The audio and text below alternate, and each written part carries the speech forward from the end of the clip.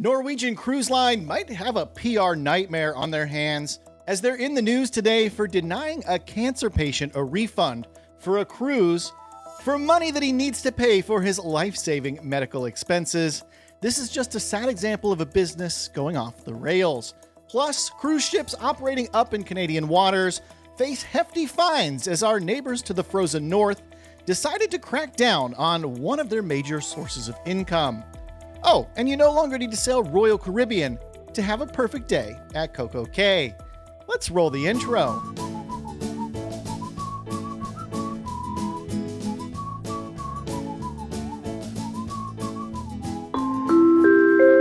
Hey, welcome to the Midships channel. I'm your Captain Corey. Thank you so much for stopping by the channel today, and happy Insurance Awareness Day? Well, unfortunately, that's going to lead into our very first cruise news story of the day. This one involves a travel insurance claim gone wrong, and I think Norwegian Cruise Line is going to be taking a lot of heat on the interwebs from this one. A Florida man was recently denied a refund for his Norwegian cruise after canceling the much-awaited trip due to relapsing cancer. The gentleman in question is named Jack Montalbano, and he had planned a 10-day cruise along with his wife Evelyn, but unfortunately Jack and Evelyn had to cancel this cruise after Jack's cancer made an unplanned return, obviously forcing him to prioritize getting medical treatment and cutting down on unneeded expenses to reallocate those funds towards life-saving care. Now, the couple had wisely purchased travel insurance on the Norwegian cruise, hoping that it would provide them some coverage in case they saw any medical complications between the time of booking and cruising. However, apparently they thought wrong or thought too highly of the travel insurance sold through Norwegian Cruise Line, because Norwegian swiftly denied their claim for reimbursement because Jack's cancer returning meant this is a pre-existing condition, so Norwegian instead would keep their money. And one expert in the insurance industry named Megan Walsh, who's director of products at insuremytrip.com, which is a travel insurance online aggregator. It's like one of those things you can go in and type, hey, I'm going on this trip, and it will, like car insurance quotes, it'll give you some quotes. Megan helps shed light on these type of issues when they arise, saying that most insurance companies will cover your costs.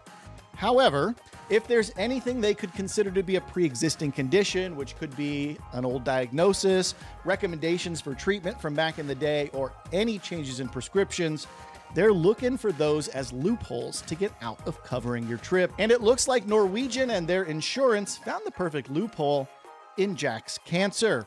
And this is a pretty big warning to travelers. Just because you book travel insurance with the cruise line does not necessarily mean you're going to be covered for any and all cancellations. In fact, the advice from Megan Walsh, insurance industry expert, is that it's best to consult with the insurance companies directly before booking a policy if you have questions or specific needs that you need answers to. You might also go with a third-party provider who can help guide you through the appropriate coverage for your specific needs. In other words, don't book directly maybe through the cruise lines. Also, maybe reach out to a third-party aggregator of insurance. Now, apparently Norwegian Cruise Line did issue some amount of future cruise credit to the affected individuals in this particular story upon canceling their trip. However, unfortunately, due to the health battle that Jack has ahead, the family fear they're not going to be able to use the future cruise credit at all. So there you have it. Norwegian Cruise Line taking money from cancer patients. This is a tough one. And unfortunately, that's not the only bad cruise news for today, because Celebrity Cruise Line has up and canceled 5 months of cruises for one heck of a ship, the Celebrity Beyond. She was supposed to be heading over to Europe for the summer of 2024, but according to Celebrity, beginning next April, the Beyond and the Reflection will instead be home-based in North America, offering Caribbean cruises that stop at a place that you probably don't expect. That place is cococay, the Royal Caribbean private island down in the Bahamas. Celebrity Cruise Lines say their customers have been consistently asking for more opportunities to visit down to the Caribbean and the Bahamas, and Celebrity figured the best way to do that is by offering stops at sister company Royal Caribbean's private island Perfect Day at Coco Cay. And this makes me kind of wonder Are we going to start seeing more children aboard celebrity cruises as a result of the cococay port stop? Time will tell, but something tells me, yeah, you're going to hear a lot more little feet running around those celebrity ships. So if you're looking to get away from that, make sure you avoid one of these cococay celebrity cruises or just hop on Virgin Voyages. And what better way to gear up for your cruise to cococay than by stocking up in the Midships Amazon store. In there, you can find everything I recommend you take on your next cruise, from fans to passport holders to my favorite camera to capture those vacay memories. You can check it all out in the link in the description down below. Thanks for letting me pay the bills. Now let's move on.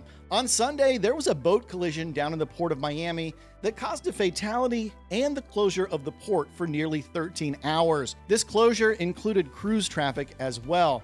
And it's a very strange time for this whole type of incident to happen, because just today up in the port of Charleston, federal, state, and local agencies are actually conducting an emergency drill involving a cruise ship colliding with another vessel in the harbor, thus causing a simulated mass casualty event eerily similar to the event witnessed in Miami just this weekend. Now, the plan up in Charleston is to basically take over the cruise port all day Wednesday, simulate the whole scenario. They'll have around 100 people to evacuate from the cruise ship, a few dozen also that will be simulated in the water that need to be saved as well. All of these folks will be posing as victims that need to be evacuated with some level of critical health need. So eventually this is going to go from port to the local hospital system. So if you're over in Charleston and you see a lot of law enforcement going around the harbor, well, that's what's going on. Now let's see what's going on up to the frozen north with our friends and neighbors in Canada. They've got some big new fines that they're ready to impose upon our beloved cruise lines. Canadia is cracking down on cruise ships who dump wastewater too close to their shores, and they're looking to fine these violators, these criminals of wastewater, up to $200,000 per incident. Now, last year, Canadia introduced these as voluntary measures. Yes, I call it Canadia, hoping that the cruise lines would opt in to help keep their waters cleaner and their wildlife wilder. And this year, these voluntary measures are now strictly enforced. Essentially, what they're asking for is that the ships adhere to these new terms of how they'll treat their wastewater if they're going to dump it in Canadian waters. And part of this is by making sure they've purchased an approved wastewater treatment device for their ship and only dumping in certain areas at a certain distance where it's allowed. If you made it this far into today's episode, please make sure you get subscribed to the channel. While you're down there subscribing, do me a huge favor. If you wish that Norwegian would give a full refund to this man diagnosed with cancer, hit that thumbs up button. It's the only way to tell me that that's what you think too. Thank you so much for stopping by the channel today, and until next time, we'll see ya on the Midships. La la la la la la la la la la la la la la la la la la la.